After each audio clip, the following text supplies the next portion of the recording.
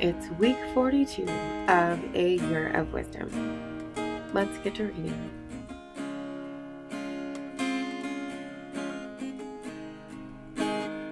Day 286 and 287 combined.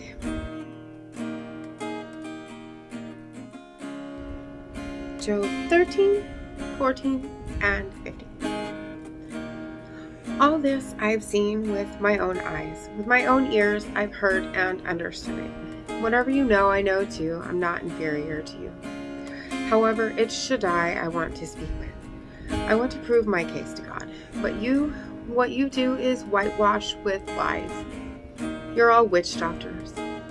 I wish you would just stay silent. For you, that would be wisdom. Now, listen to my reasoning. Pay attention to how I present my dispute. Is it for God's sake that you speak so wickedly? For him that you talk deceitfully? Do you need to take his side and plead God's case for him? If he examines you, will all go well? Can you deceive him as one man deceives another? If you are secretly flattering him, he will surely rebuke you. Doesn't God's majesty terrify you? Aren't you overcome with dread of him? Your maxims are garbage, Proverbs. Your answers crumble like clay. So be quiet, let me be, I'll do the talking, come on me what may. Why am I taking my flesh in my teeth, taking my life in my hands? Look, he will kill me, I don't expect more, but I will defend my ways to his face. And this is what will save me, that a hypocrite cannot appear before him. Listen closely then to my words. Pay attention to what I'm saying. Here now I have prepared my case. I know I'm in the right. If anyone can contend with me, I'll be quiet and die. Only grant two things to me, God. Then I won't hide myself from your face. Take your hand away from me, and don't let fear of you frighten me. Then if you call, I will answer, or let me speak and you answer me. How many crimes and sins have I committed? Make me know my transgression and sin. Why do you hide your face and think of me as your enemy? Do you want to harass a wind-driven leaf? Do you want to pursue dry straw? Is this why you draw up bitter charges against me and punish me for the faults of my youth? You put my feet in the stocks. You watch me closely wherever I go. You trace out each footprint of mine, though my body decays like something rotten, like a moth-eaten garment. A human being born from a woman lives a short, trouble-filled life. He comes up like a flower and withers away, flees like a shadow, doesn't last. You fix your eyes on a creature like this? You drag him to court with you? Who can bring what is pure from something impure? No one. Since his days are fixed in advance, the number of his months is known to you, and you've fixed the limits which he can't cross. Look away from him and let him be, so that like a hired worker, he can finish his day in peace. For a tree there is hope that if cut down, it will sprout again, that its shoots will continue to grow, even if its roots grow old in the earth and its stump dies in the ground. Yet at the scent of water it will bud and put forth branches like a young plant. But when the human being grows weak and dies, he expires, and then where is he? Just as water in a lake disappears, as a river shrinks and dries up, so a person lies down and doesn't rise until the sky no longer exists. It will not awaken, it won't be roused from its sleep. I wish you would hide me in Sheol, conceal me until your anger has passed. Then fix a time and remember me. If a man dies, will he live again? I will wait all the days of my life for my change to come. You will call and I will answer you. You will long to see what you made again. Whereas now you count each step of mine, then you will not keep watch for my sin. You will seal up my crime in a bag and cover over my iniquity. Just as a mountain erodes and falls away, its rock is removed from its place. The water wears away its stones and the floods wash away its soil, so you destroy a person's hope. You overpower him and he passes on. You change his appearance and send him away. His children earn honor, but he doesn't know it, or they're brought low, but he doesn't notice.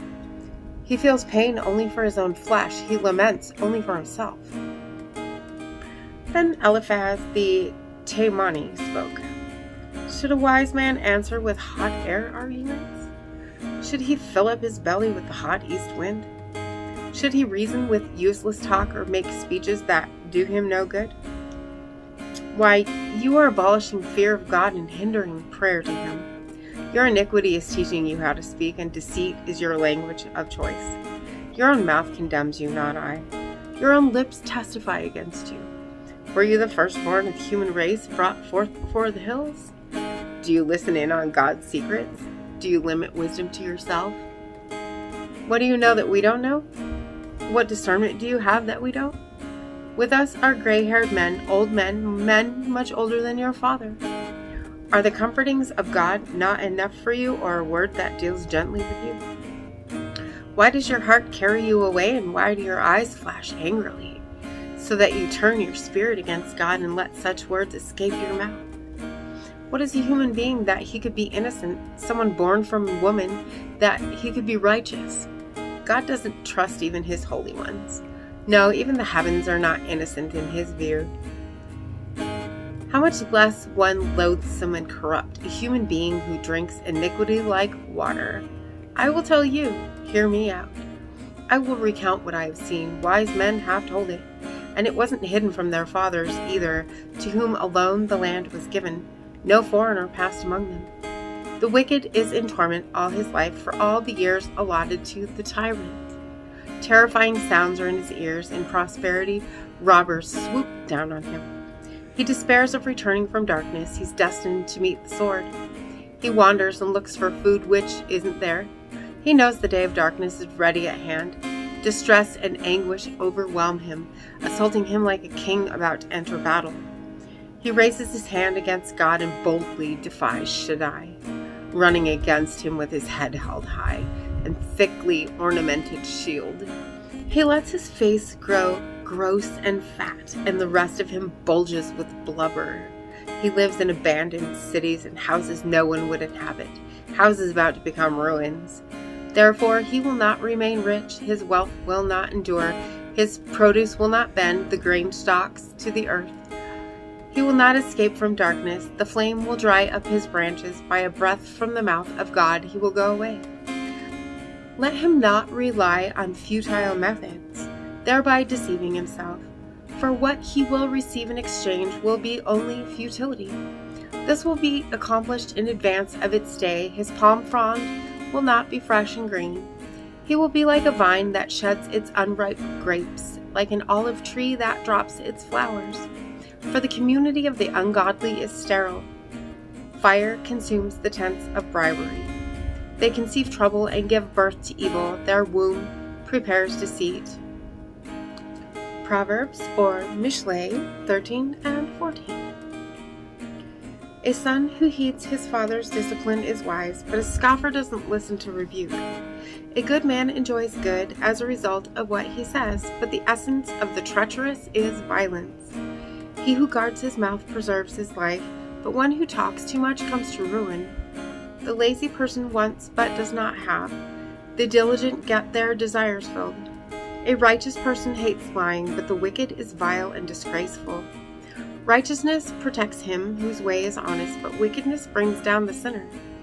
There are those with nothing who pretend they are rich. Also those with great wealth who pretend they are poor. The rich man may have to ransom his life, but a poor man gets no threats.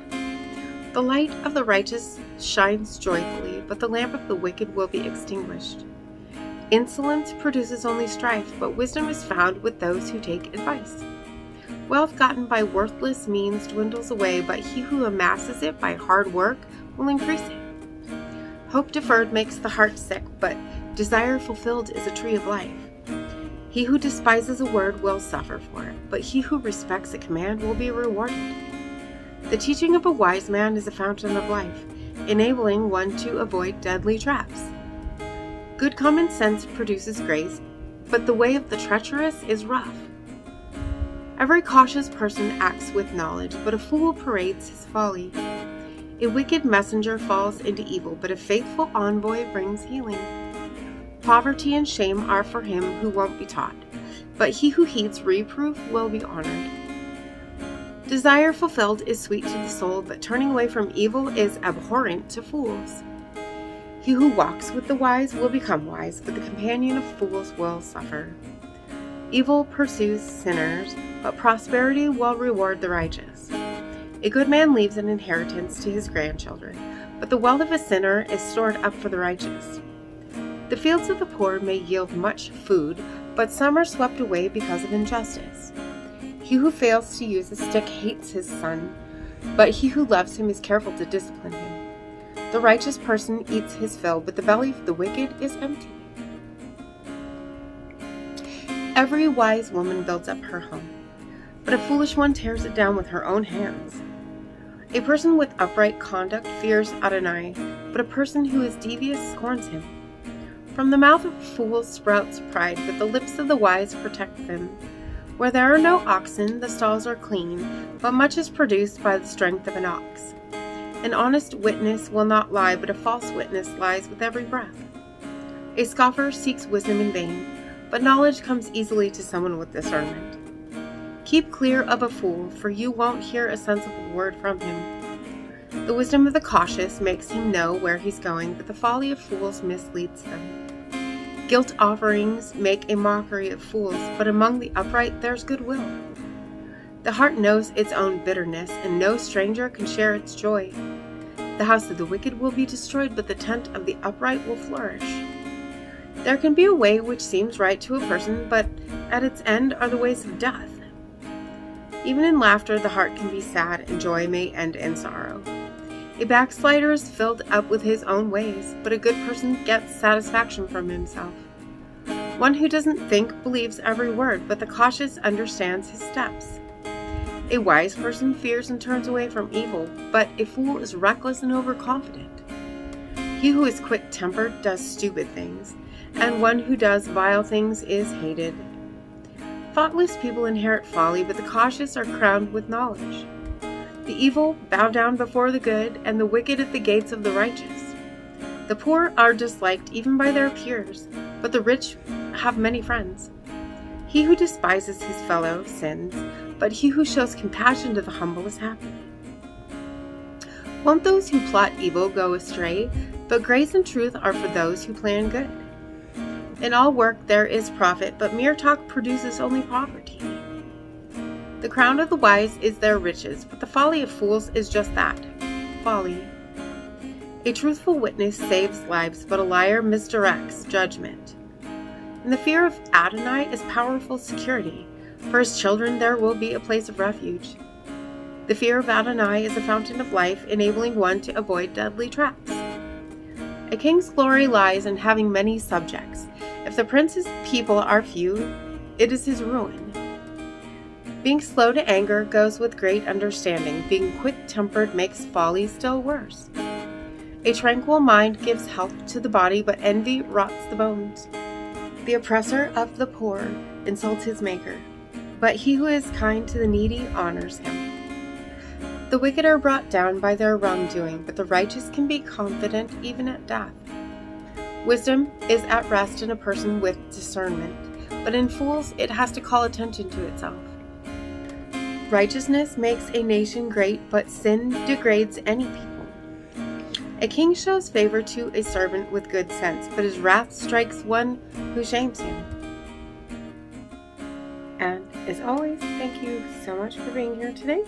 If you haven't already, hit that subscribe right there and click the bell. If you want to get notifications, hit that like button too. And I will see you tomorrow.